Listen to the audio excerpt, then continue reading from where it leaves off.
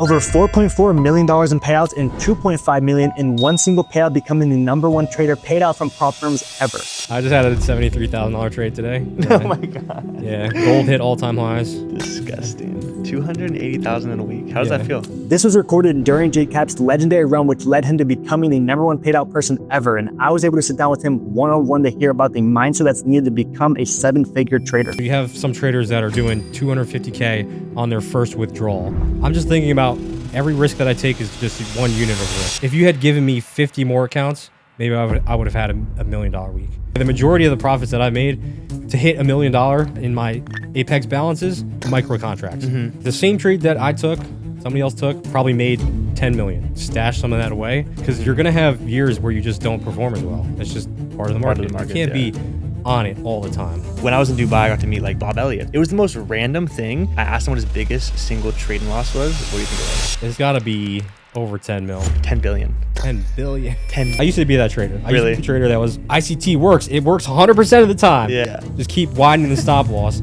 Ends up being a huge loss. The level of locked in Kyle was and the gems he dropped on this interview is absolutely insane. So make sure you sit back and are ready to hear about the mindset and story of someone on their way to becoming the #1 paid out person from a prop firm ever. Now that I'm like, my trading's getting a little bit bigger, I'm almost more inclined to like kind of disappear a little bit more. What is going on, everyone? Welcome back to the No Limit Podcast. We have an extremely special guest. We are finally sitting down with the one and only JCAP. How you doing, bro? Good, man. How are you? I'm doing well. Thank you so much for sitting down.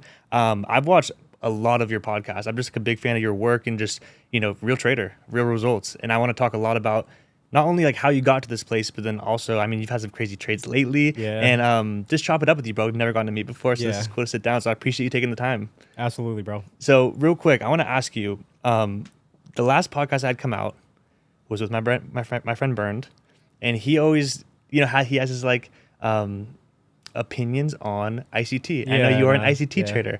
I want to hear, like, now being in the industry and seeing how much publicity and just everything gets drawn to that, and then as someone who is profitable through the methods and the concepts, I'm just curious your kind of thought process on that. We can get that out of the way because of course. And actually, like, Bernd's a good friend of mine. We got dinner together. He's like super chill.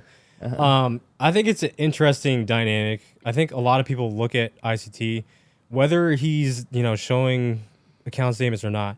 I think the proof really is in his students. Like, there's a lot of traders that are making really good money, and that's not just me tooting my own horn. There's a lot of great traders out there that are doing very well with his concepts. Yeah. And I think when you really break everything down, it's not really about the concepts. It's really about the person that's using the concept. So, Kane hit a $1.9 million payout. He's using ICT concepts. I'm pretty sure his student hit like a $2.4 million payout using his concepts.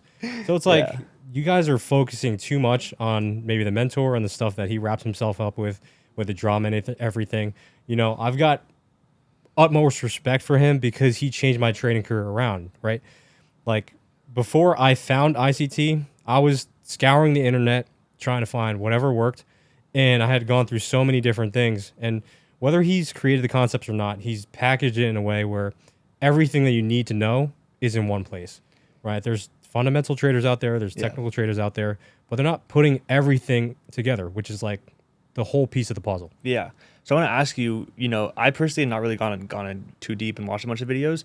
What made you watch the first video and want to keep at it? 'Cause I feel like a lot of people like maybe watch one, but like there's so much to do. I think part of that was just like the way he talked about markets. Because when you really get into some of his content, he's very straightforward about it. And maybe that's something that people like or dislike about him, is sometimes he'll go on rants, and sometimes you have to sit there and listen to him rant for a very long time. But I think the most value that I got from him was honestly just like his, he would do Saturday Spaces or like Twitter Spaces, where he kind of just sat down and like talked about his thoughts about the market. Yeah. And that's like the realest stuff you can ever get, because if you're a real trader and you listen to what he's saying, it's like so true. Yeah. When you hit those dark places, you have to figure out, how am I going to pay my bills? And like, everybody is always trying to aim for the biggest goal imaginable, when really just try and focus on the small things first, right? Try and pay one bill a month. If you can do that properly, you can scale this infinitely. You know what I mean? Like, there's traders out there, if they take a trade right now, they're making $50 to $100 on that trade. Just think about the size factor. Position sizing that's all you need to add to that layer of you understanding a trade setup. Yeah. Right. So like the same trades that took 10 years ago is the same trades I'm taking now, just way more size, right? And way more conviction around the trade idea. I'm glad you said that. That was one of the things that when I talked at the FX Summit, like that was one thing a lot of people came up and talked to me about. I was like, oh, you gave me the idea of like, because I preached, I was like, for me, I would try to cover like one bill, a phone bill. Oh, all of a sudden it's your car bill. All of a sudden it's like a bigger bill, and like you can scale in that way. When, you know, maybe if you only made $300 profit in a month or whatever, you may look at that as, well, that's crap. But if you go, oh, well, my car payment is $23, it's like, whoa, I covered that doing trade and doing a side income, which I think is absolutely amazing. And it's not only that, it's just, at least you know you're on the right track. Yeah. You're not trying to go too overboard, right? You got to build the good habits first, which probably took me way longer than I care to admit. Like I had really bad habits that I just could not shake. So like over trading, revenge trading, I couldn't shake them. And right now I have students that are dealing with the same thing. I'll look at their journals. They'll have, you know, 1 trade, 2 trades a day for like 3 weeks straight. One day, 30 trades in a day, 20 trades in a day, lose, you know, all of that progress. Yeah. And it's just like, yes, we're human. And I still tilt sometimes. Like I'll go on tilt, but I can catch myself before it gets too out of hand. Yeah. Right. So instead of me, you know, hitting that wall where I'm taking 10 trades, maybe I'm taking 3 or 4 trades. Right. Yeah. I know I'm on tilt. I'm aware of it, but I'm never going like off the deep end. Where it's just like whole account's just gone. Like, yeah, exactly. So I want to ask though, like, so when it comes to going full tilt now, like, actually, before we go into tilt, what's like a normal, how many trades do you take a day? I mean, lately, like 1 or 2. Yeah. And sometimes none. Like tomorrow, I've had a great week. I've given back way too much money on Fridays. Really? Yeah. So like earlier in my career, I'd have Monday, Tuesday, Wednesday, up a crazy amount. Thursday, Friday, give it all back. And it's just like, you have to know when to get out of the markets, right? Because the tables will go cold at some point. And you have to be able to just be content with whatever it is that you made on the week. 100%. And then when it comes to like, you'd say like 3 to 4 trades in days when you kind of can be like, okay, you're going to exactly. So like a lot of my trading and a lot of my analysis comes off the higher time frame. And I know there's a lot of people out there, and I'm still struggling to get my students to understand this. Is like, you don't need to be on the low time frames taking tons of trades, right? A lot of people on Twitter see me doing 1 trade a day, outperforming everybody that's doing 5-10 trades a day. And, you know, it's not just, I had to realize that over time. Like, a great example was as soon as I went full-time trading, I would sit in front of the desk for like 8 hours, because now all of a sudden I don't have a job. I'm going to treat this like a job, right? And assume that more work equals more money. Yeah. And that's not the proper way of doing it, right? I would make, and it was just looking at my journal, seeing my biggest days were days where I didn't put a whole lot of work or thought into it. Some of my biggest days have been trades that I've put on, gone to sleep, woken up in massive amounts of profit. Yeah. Like my first $100,000 trade, put on the trade, went to sleep, woke up, closed the trade. Wow. No, zero work, you know, needed for that. Like, not only that, but like I'm detached from it because I'm asleep. I don't have to look at it. If I'm sitting in front of the desk, seeing the P&L go up and down, I'm more prone to make mistakes. So I try and preach like less work oftentimes will make you more money in the markets. Well, a minute ago you said your first 100K trade. How many 100K trades in are we now, you think? I don't know, man. Like 3 or 4, but it's happened in a very short window. Yeah. Like the first 100K happened, and then I probably went a whole year without hitting another 100K trade. Oh, wow. Yeah. But so still, I've gone through like last year was a bit of a cold streak for me. And somebody actually mentioned this to me. Like I'm on a hot streak right now. Somebody actually tweeted, and I totally agree with him. He's like, stash some of that away for the lean years, because you're going to have years where you just don't perform as well. It's just part of the market. You can't be on it all the time unless you're like performing at like MJ levels, right? Yeah.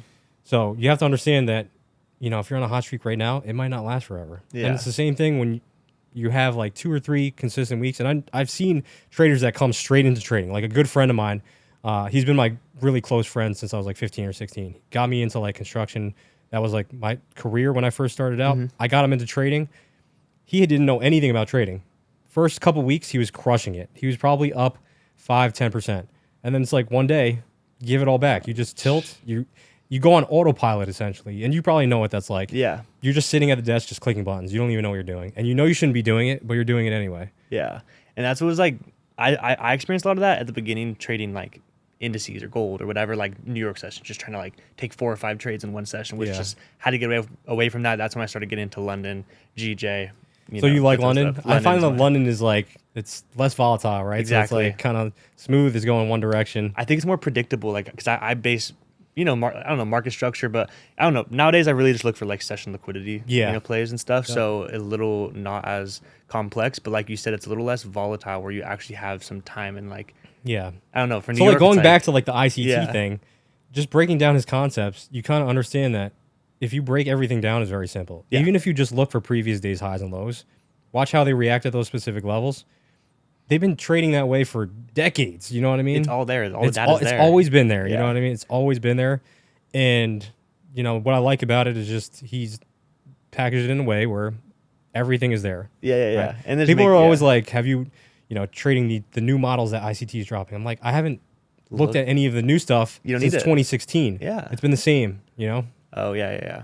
Well, that's crazy. I want to, like, for me, I kind of introduced because change of characters at like either daily highs and lows or session highs and lows. Like, that's the kind of, or monthly highs and lows. Yeah, exactly. Like everything in between to me is kind of like rangy. You know what I'm saying? Yeah, it's within a range. So that's how I look at it. And me, I live stream on YouTube and I'd like show some people that, and they're just like, no way, like whatever. Yeah. I was like, and what people don't realize too is like, you can trade markets however you want. Yeah. Like you can trade a high time frame level just like you would a low time frame level. Yeah. And what I've been telling a lot of people is that the problem with a lot of traders is they always want to trade the low time frames. But you have to understand, like, you have to have a certain level of mastery to be able to do that, to make decisions fast enough, at least logical decisions fast enough. Because let's say if I have to make a decision every minute, right? If I'm trading in the minute, chart. You're gonna go. I have a hard time doing it. So like, who do you think you are with less experience? 2 years in, how are you going to be able to do that if you're not like, if you don't have that game time awareness? That's like, yeah, exactly. Game time awareness is a good way to put it. So I want to ask you, talking about session liquidity, just because I look at it a lot. Do you like taking, if you're in New York session, do you like looking for London session liquidity? So like, I look a lot at Asian session liquidity. I kind of avoid London session liquidity. Okay, like I like looking at Asian session liquidity. So you're mostly trading London, looking for the Asian manipulation? Yeah, so like, so gold today was a great example. We had already taken out Asian session liquidity. London session rallied higher. So New York session, I'm just looking for a continuation. Yeah. So there's need to cut. It already swept that. Exactly. That's what I do is like, we'll trade back into the London session, right, as a retracement, go long, and guys, hey, live stream viewers, you guys are whatever, because I always will get on and I'm like, all right, what's the first thing, like for a London session? What's the first thing? Has Asia been manipulated? Exactly. Literally, like it's the first thing. Well, that's great. I want to ask you, when was the first time ICT like shouted you out or you talked to him or whatever? Because I think it's pretty cool that like not a lot of people get to talk. To be honest, I honestly don't remember. Because I was always tagging him, giving him props for obviously changing my trading career around. And I honestly don't remember the first time he like retweeted me or tagged me. I think one of our first interactions was actually like the podcast. Oh, possibly. Wow. But yeah, I didn't, get that recognition until I started posting all my payouts. Which, at the time I was honestly hesitant because my first podcast I did with Trading Nut. Oh, nice. And I was hesitant about doing it because obviously like the spotlight and stuff. And now that I'm like, my trading's getting a little bit bigger, I'm almost more inclined to like kind of disappear a little bit more. Really? You know what I mean? Yeah. Yeah, because like the people that I look up to in the trading space are no one knows them. Institutional people. Like, you know what I mean? Like Linda Rash, for example, nobody knows how much she's worth. She's probably worth $250 million, but she's not like a huge social, shark. Yeah. It's just, I think when you get to a certain level, you kind of want to keep your privacy too.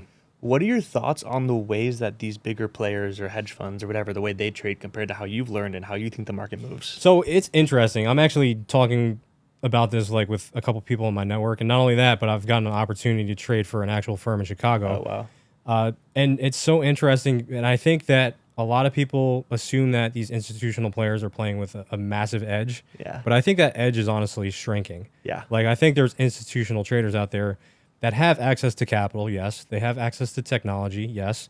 They have access to different systems, yes. But I think the gap between retail and, institutional level players, I would say it's shrinking a bit as far as knowledge. Because I think there's a lot of even institutional guys, they're going on Riz's podcast and stuff, sharing their knowledge, right? So you're getting a little piece of that information from an insider. So I think the edge really is not as big as some people think. because now that I'm trading at the prop, well, so the prop that I'm working with, there's not really any collaboration. So I don't talk to any other senior traders. They're all working remote. They just give you access to capital and a trading platform. And you just do it. And I just do what I have to do. What platform? What I mean? It's CQG. And it's when I first logged into it, so they have CQG on the web and stuff, but when I first logged into the desktop version, it's like Windows 98. So I'm like, these guys are so old school. It's so, I love it. It's so crazy. That's right. Yeah. Oh, but God. for me, I'm doing most of my charting on TradingView. And I told them that. I was like, I'm doing most of my charting on TradingView anyway. I just need the terminal to be able to execute my orders, set an OCO, just understand. What's an OCO?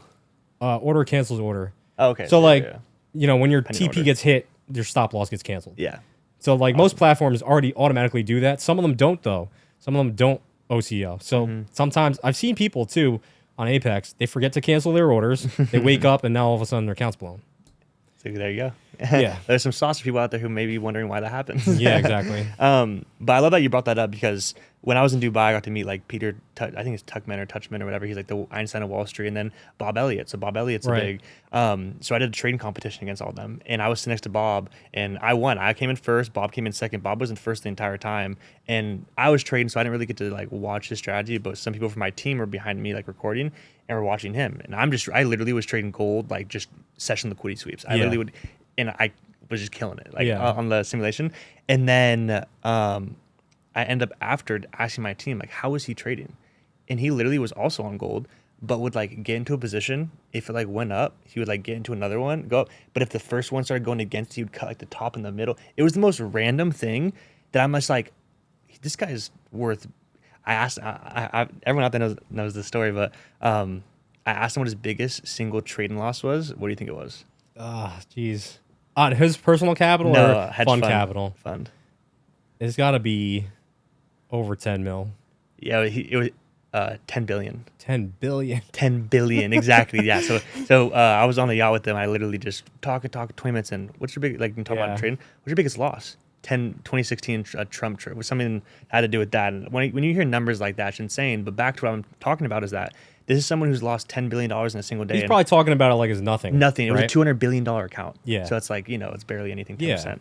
Yeah. That's what I mean. He's risking $1 billion on the next trade. Yeah, exactly. So to me, why I'm bringing that up is that what was his trading style? Like, what the frick was that? Like, what was this like? And he's managing billions. So like, it kind of goes back to what you were saying is that these guys just may not have as big of an edge as a lot of people think that they have, which is kind of incredible. But I want to ask you, like, you've been now obviously consistently profitable for a while. Like, do you see your trading still improving? Is there still things you look out for, you're adding? I'm just super curious. I think the way that my trading is evolving is just adding more markets and having a better understanding of what markets are in play.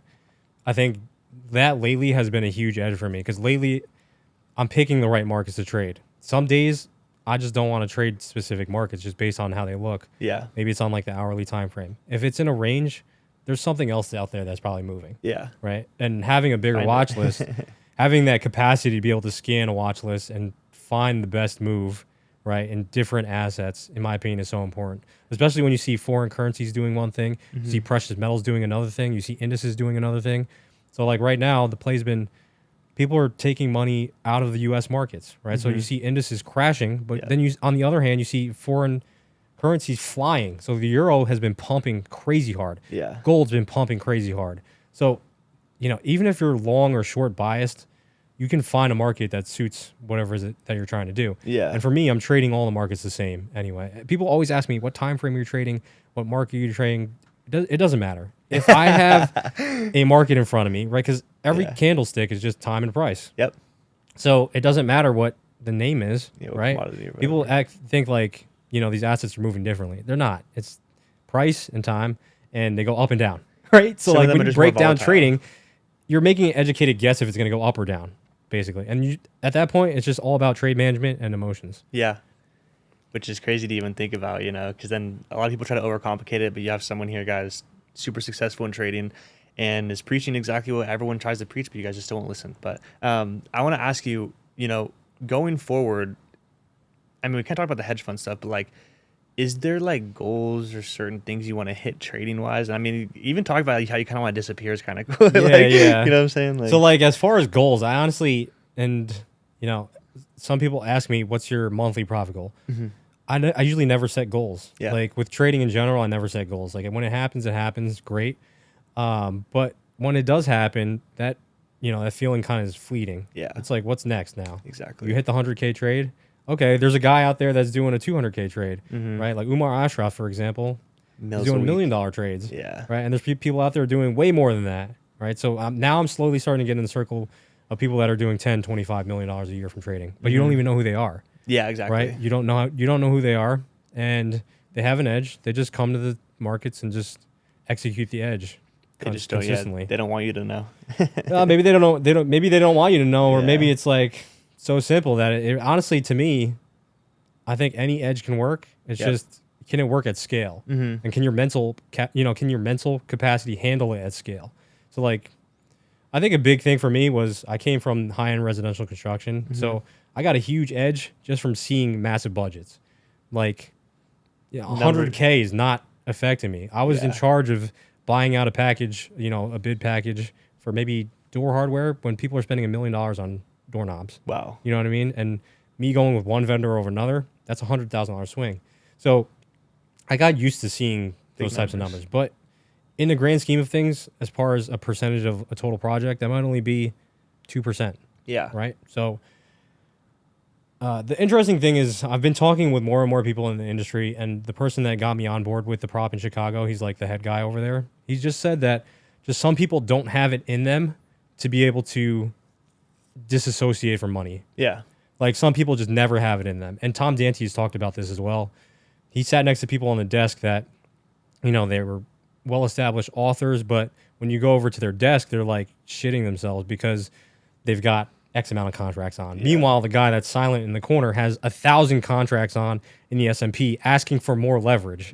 You know what I mean? Like there's levels to the game, and it's being able to, I guess have that psychological edge. And for me, I think I just put more value on my time than money, which is why I don't really care about it. You know what I mean? So whether I have a 5K day or 20K day, 100K day, I'm just doing the same thing daily. Yeah. Like, I'm not going out and like living this crazy lavish lifestyle because I'm trying to stay in a proper routine. Yeah. Because then if you deviate from it, it could deviate the strategy and then how your results are. Yeah. No, that's super cool. I actually love hearing that. I want to ask, well, you had an insane week, and we can get into that. But before we talk about that insane week, you had to have had maybe, I know you're saying that the asset class you're trading doesn't really matter, but what would you say was the asset class that maybe made you profitable that you studied pretty hard? The one that I studied really hard was the euro. Okay. Because it was, in my opinion, out of all the currencies, because I did get started in Forex. I didn't trade indices until recently, but now I feel like I've got a good grasp on indices. But the euro was definitely one of the top pairs that I kind of, zoomed in on and focused on, and I found consistency there. But then there would be periods where there really wasn't anything to trade on the higher time frame. We already hit a monthly high or low, and now I'm just waiting, right? Well, I would find myself forcing trades, and then when I looked at other markets, I was like, wow, this other setup looks better. Maybe I should trade this market over here. Yeah. And that was my realization that there's more opportunity out there if you don't have such a narrow focus. So I think people out there that are just trying to learn trading, though, stick with one or two. Yeah. And just try and study price action, right? Just understand, all right, how a monthly candle forms, how a weekly candle forms, and all the way down before you start going into other markets, because it can get overwhelming very quickly. How is your switch from Forex to futures? Honestly, I would say almost seamless, other than the hours. So the volatility comes in very quickly. So 9 to 10 a.m., maybe up till noon, the volatility is very fast. Whereas in FX and currencies, they're much more slow. So you have to account for London session range and then New York session range. Whereas indices, you don't really have to worry so much about London.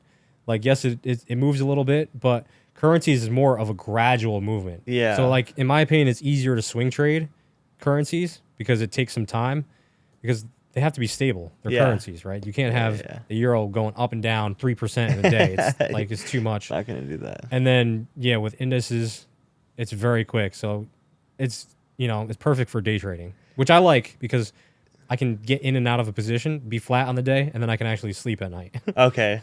Well, what about your entries with the volatility, is there any differences you see with, like, we both talked about how we look for manipulation of session highs and lows. Is it just happening faster? Or so it's happening faster. outside? And like one thing that I try and focus on and tell a lot of people is I may be entering on a low time frame, but I'm using a higher time frame stop loss and managing the trade on a higher time frame.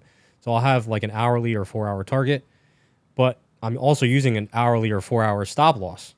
Okay, so if I enter on a 5 minute, I'm still going to use the previous hour's low or high as my stop loss. That way, if the 5 minute is chopping around, invalidating all my setups, it hasn't been invalidated yet on the hourly. So when I'm sitting down in front of the chart and I'm in a position, oftentimes I'm not making a decision until the next hour. Okay. So I'm giving myself, I'm trying to determine what the next 2 to 3 to 4 hourly candles is going to be, essentially, when I'm day trading.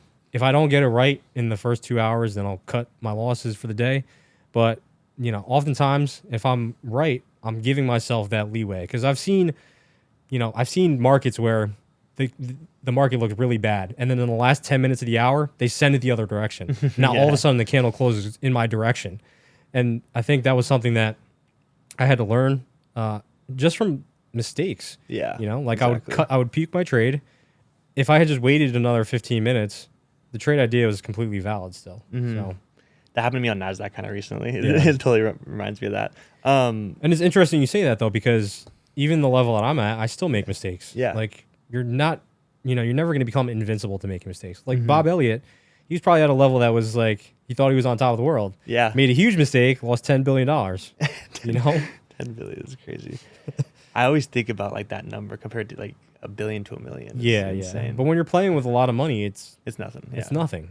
We'll make If that back in the next week. You have $200 billion account, 10 billions, only 5% or whatever. Exactly. Or 10%.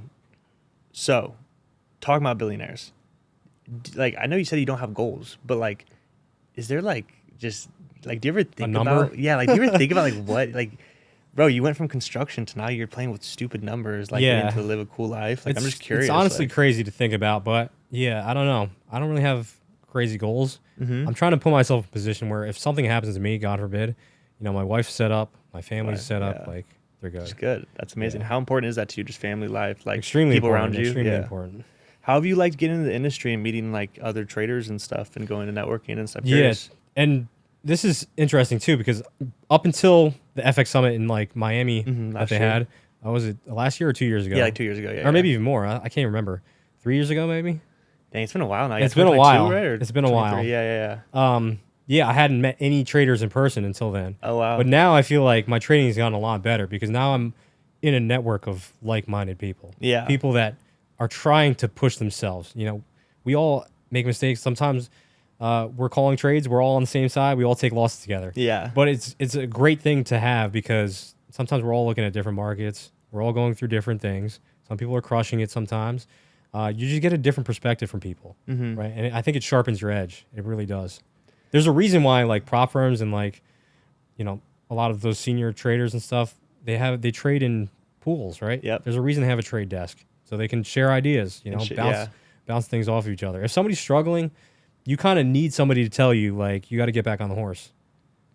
Or even just a free Discord community, whatever it may be. Like, I think obviously a mentor is the best way to go, but even just a free community to like bounce like you said, bounce ideas off of or whatever. For too long, I was in isolation trying to figure it out on my own. And that's probably what held me back for a very long time. But also, again, when I first started coming up, there really wasn't that many chat rooms and places to discuss markets. Yeah. Like, it was not what it is today. I think nowadays, much easier to get into the space, to make connections, to learn from the right people. Obviously, there's questionable people in the space, but that's part of due diligence. Like, do your due diligence. I came across hundreds of questionable people, a decade ago. It's never going to change. The fact that you're in a market where there's easy money, right? It's the hardest way to make easy money. It's going to attract some slimy people, right? Yeah. Gotta do your due diligence, make sure the person's legit and stuff. And even if you do your due diligence, you're taking a risk. You still have to take a risk. Because how else are you going to learn? Yeah. I'm going to trust this person to possibly educate me. I'm going to trust this person to possibly educate me. At the end of the day, you don't know if you're going to learn from them or not. You don't know if they're trustworthy or not, right? What do you think are some common mistakes you made along your journey at the beginning? I know you said like over trading maybe and stuff, but even beyond that, what are some maybe gems you can tell people out there to avoid? I think just trading from a bad mental space and not journaling as much as I really should have been. I know, there's a lot of people out there that probably say that they're journaling, but are they really journaling, And not only that, but when I was taking too many trades, I just didn't want to journal. It's too much work. Yeah. So like when you're trying to really, really, really learn from the reps that you're taking, take quality reps and journal them. So even if that's 2 trades a week, 3 trades a week, at least you can learn from those experiences. When I have 10, 20, 30 trades in a row, I'm not learning anything really. I'm just learning that I have poor habits. Yeah. and things that I need to work on. Man, I mean, it's just crazy. I love talking to people that are at like, well, what's cool too is like, you brought up your network about you kind of at first were on the FX Summit people, all of us making money, whatever, but then now you're getting to the bigger leagues of the hedge fund people and stuff, which like has a different levels, which I think is really important. But I want to ask, when it comes to like a beginner standpoint, if you were like now, you've been trading for a decade now or whatever, if you're going to get started now, like what is some advice? Like how would you get started? I guess it depends on like what your eventual goal is. Because when I first got into trading, I always wanted to trade for like a big firm. It alleviates a lot of pressure. You don't have to risk your own money. Like imagine trading $10 million book for somebody else. It's not your $10 million. You could lose $100,000 and you can go have lunch the next day without like killing yourself. I guess just the biggest thing is when you lay out your goals, you have to understand how long it might take to get to those goals, and obviously try and stay on track with them. Right? If you're trying to hit a specific level, what is like the interesting thing about the difference between FX firms and futures firms, right? Forex firms, static drawdown, uncapped payouts. So you have some traders that are doing $250K on their first withdrawal, right? Futures firms, on the other hand, the profit targets are higher, so they're not giving you as much leverage. They tell you can take X amount of contracts, but you really shouldn't be, right? When they say you can trade 10 minis, do not put 10 minis on. No. Okay, the majority of the profits that I've made to hit $1 million in my Apex balances, mostly micro accounts. Micro contracts. So like anywhere from 5 to 10 micro contracts. So that equates to almost a mini. Yeah. But you should never be utilizing the full amount. Yeah. Right. At this prop firm in Chicago, they give me a downside limit. That doesn't mean I'm going in there and hitting the limit every single day. Right. So you have to like kind of slowly work your way up. With the profit target also, it's harder with futures firms because they're asking for a 1 to 2. At FX firms, it's like they give you 10% drawdown and maybe only an 8% target. So it was like negatively skewed. It's skewed the other direction. Interesting. So it's super interesting to see. What about the phases? Different phases? Yeah, there's different phases. So you have to pass phase 1 and phase 2. But with futures, because there's capped payouts and you have to leave a buffer, here's the difference, right? FX firms, you take the payout and they reset your drawdown limit. So like you could take the payout. Let's say you have the whole drawdown limit again. So let's say on a 200K account, if I make 8K, withdraw the 8K, all of a sudden I still have $20,000 drawdown. With futures firms, you can't do that, right? So if you get a $5,000 payout and you withdraw $3,000, now all of a sudden you only have $2,000 drawdown left. Oh, right. So like the drawdown is tight if you request a payout. Yeah. So this is something I asked this question to the whole audience, right? If you're really trying to hit the next level of trading, is that $1,000 payout really going to change your life that much, right? Wouldn't it be better off if you can trade properly to leave the balance in the account, build the buffer up, and now you can start trading real size? Yeah. And now you're talking about bigger payouts, right?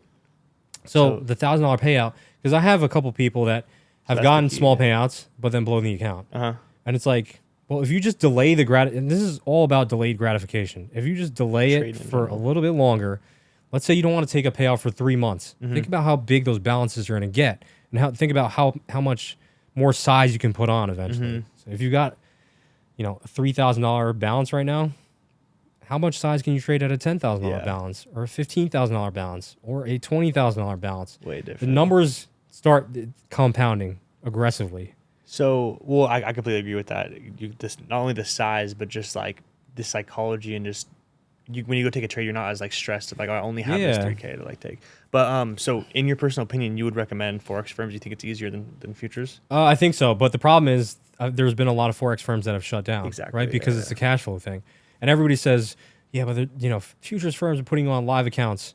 I've talked to people in the industry. I don't think they are. Yeah. The transition to live, in my opinion, is an excuse for them to give you less leverage, right? And they're not paying you out the full amounts. Okay. Right. That's the sauce, guys. We're here. Yeah. I really don't think anybody's on a live account. Yeah. Unless hopefully, those $1 million payout guys, I hope are. Yeah, you would hope. Or they're just really taking a hit to the revenue. Yeah, which is. There's massive liabilities. That's wild to think about. I'm probably a massive liability right now. Firms, watch out for JCAP. Yeah. I love that, though. So across all the firms, well, then why do you use? Is it because you're using these big accounts? You're kind of scared to use Forex firms because you're scared you won't get a withdrawal? Well, I've been, I'm owed over 6 figures. Well, not over 6 figures, 6 figures from across two different firms. Yeah, RIP. Yeah. So at this point, I haven't, I've just seen less issues with futures firms. Okay. Maybe because it's regulated. I don't know. I don't truly know how regulated they are. Yeah. I just know that Top Step is on the floor of the board of trade. Oh, cool. Yeah. So trustworthy.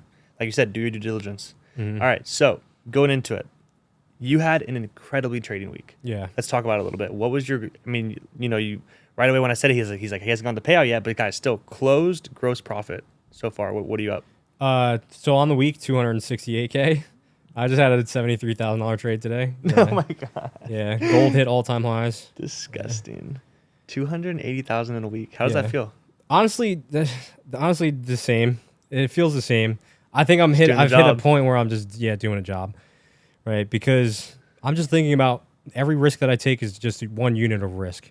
If you had given me 50 more accounts, maybe I would have had a $1 million week, right? It's just a numbers game. It really is a numbers game. It's just a multiplication game. It's a scaling game. Yeah. Like some of my students took the same trade. Maybe they made $1,000.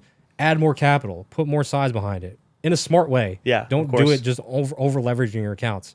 Right? Of course. Yeah. Like you said, it's just about the size and the capital to get to the levels you're at. Exactly. The same trade that I took, somebody else took, probably made 10 million. You know what I mean? Well, let's talk about the numbers then, because I'm super curious on what account size, how many accounts. I'm just super curious. So 21 funded accounts. I had more. I blew a bunch of Tradeify accounts. Yeah. So I lost 4 Tradeify accounts. But 21 funded accounts. I have more that are about to get funded. Are they all? They're all 150Ks. Okay. So I got the trailing drawdown to stop with Apex. I don't know if you know this, but they have intraday trailing. Yeah. Which kind of screws a lot of people. Everyone. It screwed me this last week. You have 2 ways of going about it. Trade extremely conservatively to get it to stop, or max leverage and get it to stop quickly. Okay. I would only recommend that if you're okay losing the money. Yeah. So I got the trailing drawdown to stop on my first trade, but that's only because index markets have been flying. Mm-hmm. They're like 1,000 tick days, right? Yeah. Somebody was making fun because I had 100 tick or 150 tick stop loss. I'm like, dude, the daily candle's moving 1,000 ticks. Do you really think I care about 100 tick stop loss? Yeah. It's like the limited mind frame that they have is they're not accounting for volatility. During some conditions, yes, you can have a 50 tick stop loss. Yes, you can have a 100 tick stop loss. But when the market is doing that in 1 minute, you can't do that. Yeah. It's a market structure thing. It's like you're going to put your stop above the daily or 4-hour high, regardless of how many exactly ticks it is. And then you scale your position accordingly. Yeah. I'm not going in and saying, I'm going to trade 5 contracts today. I'm not doing that, right? I'm figuring out where my stop loss is and then adjusting the contract size based on that. If my stop loss is 150 ticks above the wick, it's like, you don't think the body of the candle is going to produce at least whatever. Yeah. So that's and then if I can't get the trade on with one contract, then I'm just not going to take the trade. Yeah. What about the month though? I'm just curious. Was this all fresh accounts or? Yeah. So I've had a hard time with Apex. I'm not gonna lie. Yeah. Apex is like the final boss of futures firms because of the trailing drawdown. So the final boss. The fresh accounts, I pretty much started trading them January 19th. Mm-hmm. Okay. I've gotten 110K in payouts. Probably 165K once this one. I just submitted one yesterday for an approval. Nice. So. Right now, the balances are sitting at $1 million, though. Mm-hmm. Wow. So, oh my God, 50K across 20 accounts. So, I would have to lose 50 trades in a row to blow those accounts. Wow. I could lose 5 trades in a row and still be at $900,000, right? So, my unit of risk right now is $1,000 per trade. And okay, it's not like anything. When I look at it, really, I think anybody could do it if they can wrap their mental around it. Because I'm thinking about in terms of R multiple. That's all I care about. I didn't start sizing up until I had 15 or 20K in the account, right? Because originally I was taking like $500 trades, but the market was moving so much that $500 trade was paying me out $2,000 a day, right? So like it was a 1 to 4. Now I can size up a little bit. If I wanted to, I could go to $2,000 a trade, but at the risk of possibly going into a bit of drawdown. All right. So if I just coast right now, get the 4 remaining payouts, and then withdraw, it'll be $1 million. But somebody, Nutty Bar, did like a aggregate of all the data from Apex. Somebody got a $1.6 million trade this past month. Somebody from no, not one trade. Oh, but like they're up. Yeah, they're up 1.6. But I don't know how long they've had the accounts. Right? You have to hit. You have to hit 6 payouts to be able to get uncapped payouts. Because right now I'm capped. I can only withdraw $2,750, so $2,750 per account, which is why I have such a huge balance because I can't do anything with it. So it is like a mental thing where even if they deny, and I've seen other people. This happened to a couple people. They've maybe broken a rule during one payout cycle. Maybe they have a $30,000 balance. The next payout cycle, they blow the account because they don't deactivate your account on a denied payout. Yeah. So it's like a mental game. Now you're on tilt because you got denied payout. Now you have 8 more trading days to make before you get to the next payout window. So there's probably a ton of people out there that have had huge balances that they just can't keep their head on their shoulders long enough to meet the next payout window. Yeah. You have to think long term. You have to. That's crazy. You're spinning some gems for everyone out there. So I like hearing that about, I mean, it's kind of crazy to think that you have capped payouts right now. It's like, I have capped payouts. Yeah, exactly. And I've got $1 million that I don't know if I'm going to get paid out. Yeah. Well, I love the fact that you brought up the... and that's probably why I can disassociate it from it so much because it's not my money. Yeah, you can't it's even not my pull money. Yeah. Yeah. That's crazy. But what I love you said is that anyone out there can do it. You know, it's a numbers game. Somebody from Colombia just got $1.3 million. Yeah, Colombia. The guy's living like Jeff Bezos out there. Like, seriously. Going crazy. Yeah. I love that. Well, another thing I love that you brought up is the risk reward thing, because that's how I have based my trading off of, is that I used to kind of go for like well, this is way back in the day when I first was trading, but it was like I only would do straight live accounts and brokerages and just try to do dollar amounts or whatever the case may be. Oh, I'm happy with this profit, I'm going to close it. And then it wasn't until I got into props, found out about FTMO and that type of things and got funded, where I was like, wait a second, I'm risking, like you said, that kind of unit size, it's position sizing, and then go in for risk to reward. To me, it's really important. So I love that you brought up the fact of like, oh, someone said, oh, you have a 150 tick stop loss. You're like, oh, do you even know like what's about to happen? Like, I'm aiming for a 500 tick profit. Yeah, you know what I mean? So like it's irrelevant. Yeah. And that's what I love about trading, is because no matter what the price is of that asset, you can find a way to put on asymmetrical risk reward. Mm-hmm. You can find, if tomorrow's market crashes 5%, there's going to be another opportunity for you to find a 1 to 2, 1 to 3, 1 to 4. Yeah. It doesn't no matter what. Yeah, it really doesn't matter. So like, again, when it comes to like being able to disconnect after a loss, I'm so okay with missing moves. Yeah. Because I know that there's going to be another opportunity right around the corner.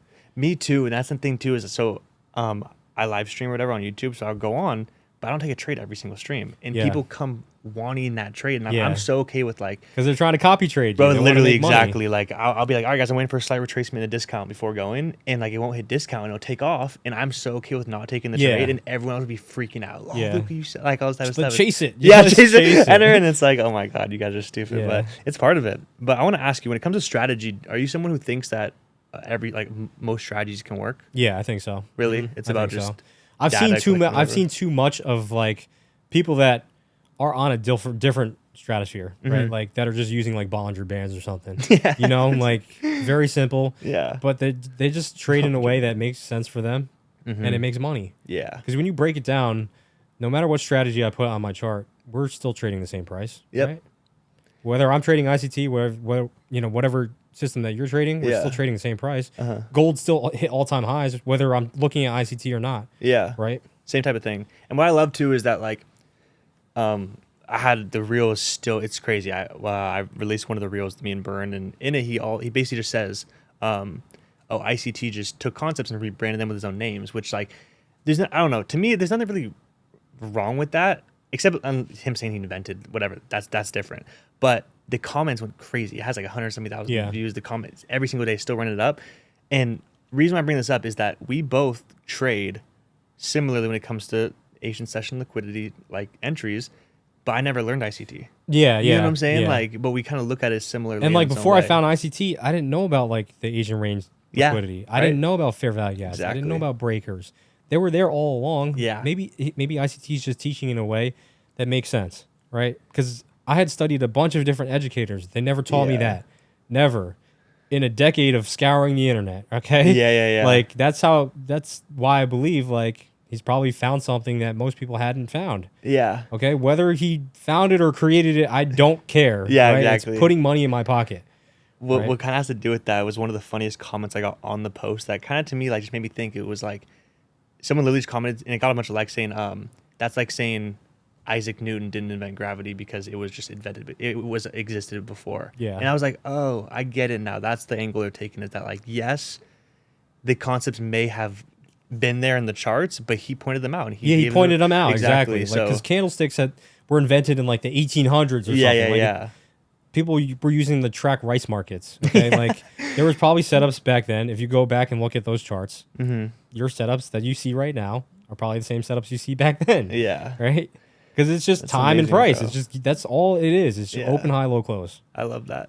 So I want to ask you, as someone who's been in, I mean, even just beyond your years, not even just trading, but I just want to kind of pick your brain. Like, what is maybe some of the best advice you've received over your years? Kind of a hard question, but it's some a really motivation, hard question.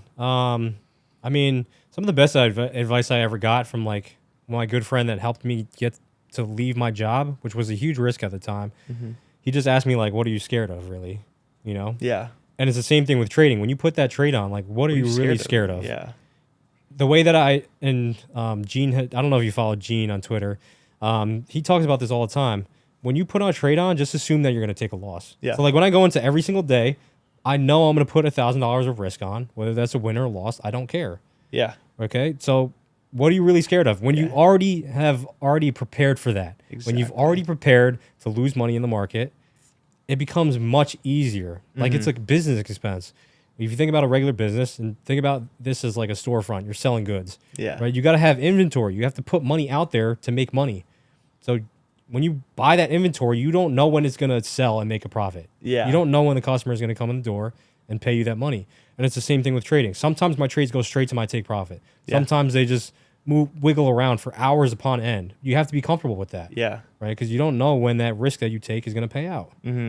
For me, I say the same thing, is that like, I always think that if you get into a trade and you're kind of emotional about it, you're scared. It's because you're either risking too much, you're over leveraged, or you're not following your plan. Yep. You know what I'm saying? There's Yeah. something along those lines. Maybe you didn't prepare for the day. The other day, Exactly, like I like- felt my heart racing. And you have to be aware of it though. Yeah. So I do meditate. Like I know people are looking at it like that's stupid. Don't No, do that. I yeah. don't need to do that. But like the one thing it does help me with is becoming more aware of my emotions, like And in clear that mind. present moment. Yep. So I don't go into that autopilot mode. That's what you're trying to avoid. You're trying to avoid the autopilot mode because the autopilot mode gets you to place bad trades. It gets you to over leverage. It gets you to do all these dumb things that every other trader like has a hard time with. Yeah. How often do you meditate? Do you do it before sessions? Yeah, or before something? session. Yeah. 15 minutes before the session. Oh, dope. Is there It's certain not things every you day. listen It's to not or every talk day about? though. Yeah. It just more so gets me aligned with what I'm trying to do that specific Yeah, day. maybe Even if you like when just you sit feel like down you and need do a mental check and just say, I'm gonna take X amount of trades. These are the markets I'm looking at, and this is the side I'm gonna try and play on, whether that's long or short, and I'm gonna risk X amount. Yeah. Simple as that. If you can't do that, you have a discipline problem. Yeah, it's a you know what I discipline- mean? It's a discipline problem. Man, that's amazing. Well, what about some maybe like last words of advice and something for people out there who are just struggling, who really like look up to you? Because like, bro, like you're amongst Twitter, Instagram, people are like look at you as like this, trading go. You know what I'm saying? Like they want to be in that. It's crazy because I'm not the go. I'm Yeah, definitely wait, not the go. that's why I love maybe seeing in people like like the this. new age social sphere, like Yeah. I'm climbing my way up there. But definitely the biggest advice I can probably give people is to just take things as slow as you can. Like everybody wants to get in and rush and rush and rush. And not only that, but don't try and overanalyze everything. Yeah. I stream live with my private community. Yeah. They've seen me taking terrible trades, but I don't overthink it. I have a plan coming into the day. I said I was going to long. I'm going to go long. Yeah. Okay? Part of it. It's part of it. I take a loss. It feels bad at the time. Cut the stream, get off, go do something else. Right? Yeah. So try not to overanalyze what it is that you're doing, because I see people get caught up. It's like they're a deer in the headlights. They're like, what about this level? What about this? Just place the trade, okay? Yeah. Just take the trade, figure it out later. Yeah. All right. Take the trade, manage your risk accordingly. Lose how much you're going to say you're going to lose. Don't widen the stop loss. All right.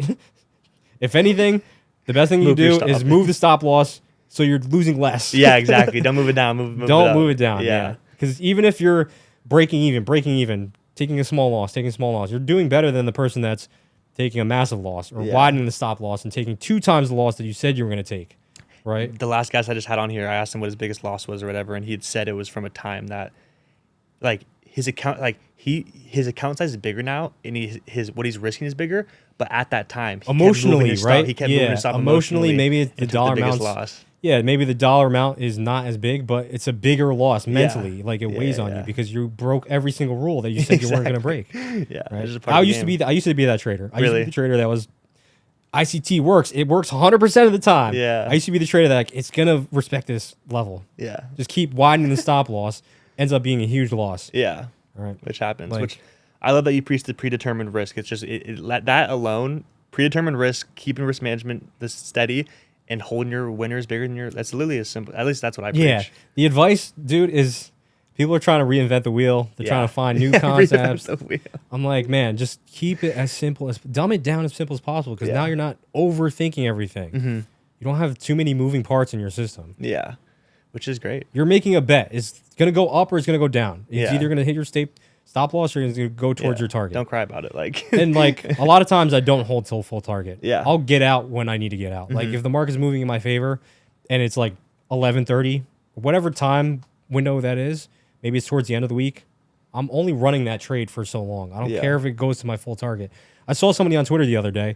They had a trade that came within 1 tick of their take profit. Came all the way back and stopped them out. Oh. And I'm like, you're that greedy over 1 tick. Yeah. Just close the trade out. What is it paying you? An extra 0.01 R? Like, that's not worth it. Just close the trade out. I agree with that. That's awesome. So one final question. This is probably for people out there who just want to like maybe get the clips or whatever. But what's been like your single most like withdrawn money in a single month? Honestly, haven't even checked. Yeah, I haven't even checked. I was just curious. It's got to be like, I don't know, 150K maybe. Yeah.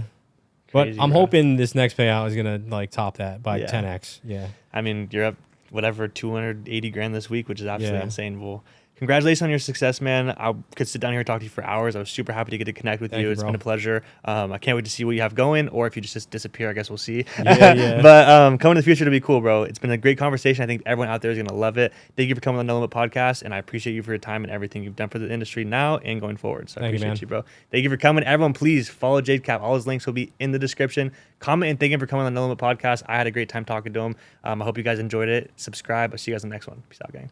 What an absolute pleasure it was to sit down with the one and only JCAP and learn so much behind him, his trading, and what it took to become a 7-figure trader. Shortly after this interview, JCAP made $1 million in 1 single week, and I was able to go on a boat with him and do another interview, which also is on my channel. So make sure you check that out. But in the meantime, make sure you guys are subscribed and stay tuned for the next podcast. Thank you guys so much for watching. I'll see you on the next one.